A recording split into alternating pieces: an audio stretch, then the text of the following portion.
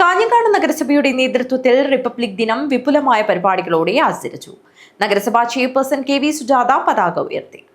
കാഞ്ഞങ്ങാട് നഗരസഭയിൽ റിപ്പബ്ലിക് ദിനം വൈവിധ്യമാർന്ന പരിപാടികളോടെയാണ് ആചരിച്ചത്.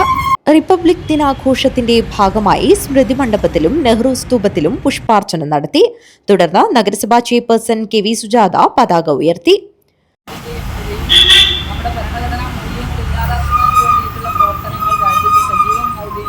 ഒരു കാലഘട്ടത്തിലാണ് നമ്മൾ 76ാമത് റിപ്പബ്ലിക് ദിനം ആഘോഷിക്കുന്നത്.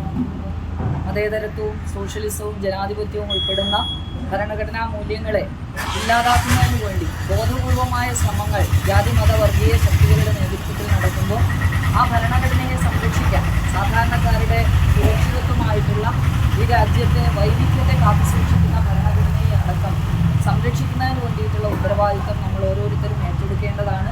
നഗരസഭാ കൗൺസിലർമാരും ജീവനക്കാരും ചടങ്ങിൽ സംബന്ധിച്ചു. News bureau, Kanhangad.